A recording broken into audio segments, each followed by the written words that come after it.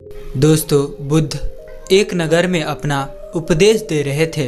काफ़ी देर उपदेश देने के बाद बुद्ध उपदेश खत्म करके वहाँ से प्रस्थान करने लगे।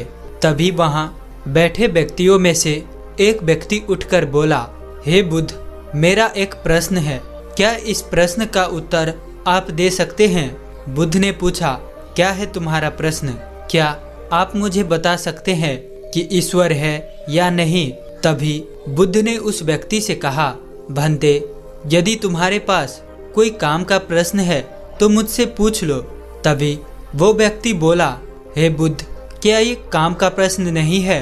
तभी बुद्ध उस व्यक्ति से कहते हैं कि इस दुनिया में ईश्वर होने या ना होने से संबंधित जितने भी प्रश्न हैं वे सभी व्यर्थ है। वह व्यक्ति चुपचाप खड़ा रहा। बुद्ध अपनी सभा स्थगित करके वापस आश्रम चले गए।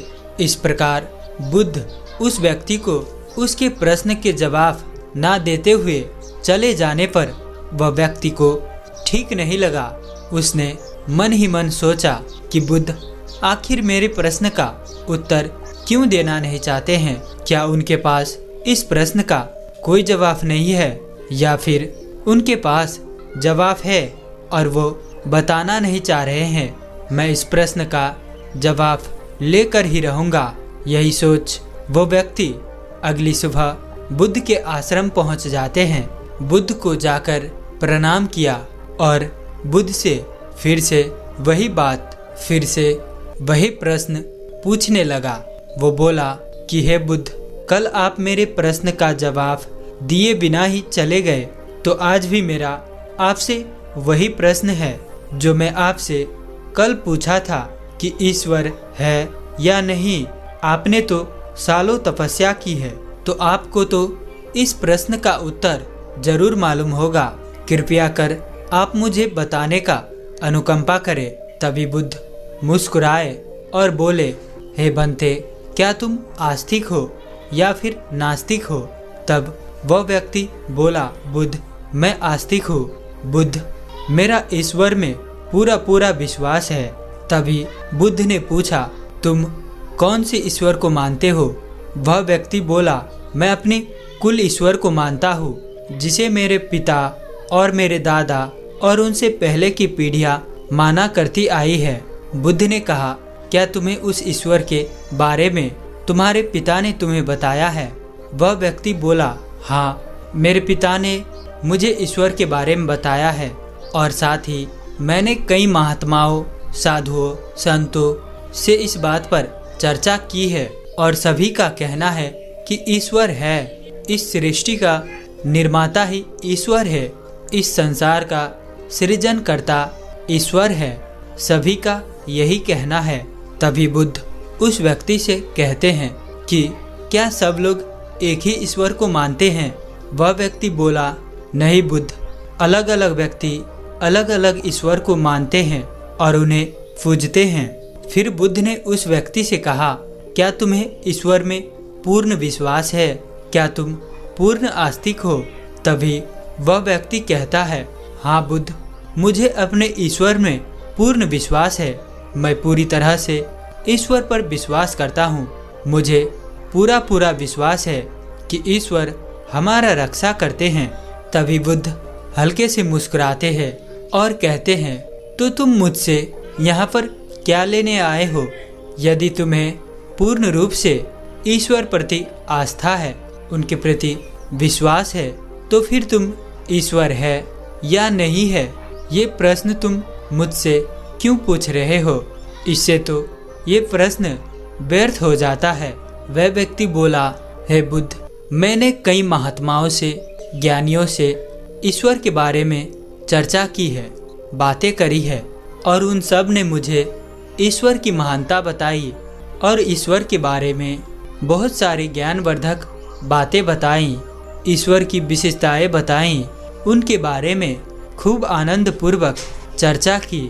लेकिन जब मैंने यही प्रश्न आपसे पूछा तो आपने मुझे कहा कि ये प्रश्न व्यर्थ है।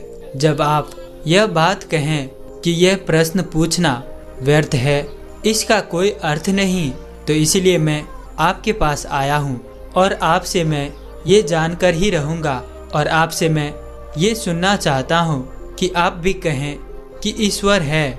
बुद्ध उस व्यक्ति की ये बात सुन मुस्कुराते हैं और कहते हैं कि भंते, जिस प्रकार तुमने यह प्रश्न कई साधुओं, कई ज्ञानियों, कई सन्यासियों से पूछा, उसी तरह सभी मनुष्य अपने अपने ईश्वर के बारे में पूछते हैं। उन्हीं सन्यासियों, ज्ञानियों से पूछते हैं और उनसे मिले उत्तरों के अनुसार अपने अपने ईश्वर को तैयार कर लेते हैं और उसे मानना शुरू कर देते हैं। और इन्हीं अपने अपने ईश्वरों के लिए मनुष्य एक दूसरे के जान भी ले लेते हैं। फिर भी मनुष्य के मन में कहीं न कहीं एक जिज्ञासा रह ही जाती है, जिसके कारण यह प्रश्न खड़ा हो जाता है। तब हम लगातार पूरा जीवन इसी बात में निकाल देते हैं कि ईश्वर है या नहीं, और दूसरी तरफ हम अपने आप को आस्तिक भी कहते रहते हैं ताकि हमारा ईश्वर हमसे रुष्ट ना हो। उसी प्रकार तुम अपना प्रश्न लेकर आए हो कि ईश्वर है या नहीं, यह केवल इस कारण उत्पन्न हुआ है कि तुम्हारे मन में यह संदेह है और तुम इसे दूर करना चाहते हो। लेकिन तुम कितने भी ज्ञानी, साधु और सन्यासियों के पास जाओ और उससे इस बारे में पूछो, या फिर तुम मेरे से पूछो, सबके दिए गए उत्तर व्यर्थ है, सभी के जवाब व्यर्थ है। जबकि तुम इस बात को स्वयं ना जान लो कि ईश्वर है या नहीं, सिर्फ मान लेने से तो दुविधा में रह जाओगे और संपूर्ण जीवन इसी में निकाल दोगे। तो मुझसे पूछने से अच्छा है कि तुम आओ और जान लो कि ईश्वर है या नहीं। तब वह व्यक्ति कहता है, परंतु बुद्ध, ईश्वर कोई जानने की चीज नहीं है, ईश्वर को तो माना ही जाता है, ईश्वर को भला हम कैसे जान सकते हैं। तब बुद्ध कहते हैं, तुमसे किसने कहा कि ईश्वर को सिर्फ माना ही जाता है, ईश्वर कोई जानने की चीज नहीं है। तब वह व्यक्ति कहता है, बुद्ध, सभी यही कहते हैं कि ईश्वर कोई जानने की चीज नहीं है। तब बुद्ध कहते हैं, ईश्वर को जानने के लिए सिर्फ एक ही मार्ग है, एक ही रास्ता है, वो है सत्य का मार्ग, वो है सत्य का रास्ता। जब आप सच्चाई पर चलते हो, सत्य को आत्मसात करके जीवन को जीने लगते हो, तो ईश्वर स्वयं आपको जना देंगे। आप ईश्वर के साक्षात्कार कर पाओगे और यही एक मार्ग है। तो तुम भी सत्य की मार्ग अपनाओ और ईश्वर को जान लो, और तब से वह व्यक्ति बौद्ध भिक्षु बन जाता है। तो दोस्तों, उम्मीद है कि आपको इस कहानी से ज़रूर कुछ न कुछ सीखने को मिला होगा। तो इसीलिए इस वीडियो को लाइक और अपने दोस्तों के साथ शेयर ज़रूर करिएगा। और साथ ही अगर आप इस चैनल पर नए हैं तो चैनल को सब्सक्राइब ज़रूर से करें।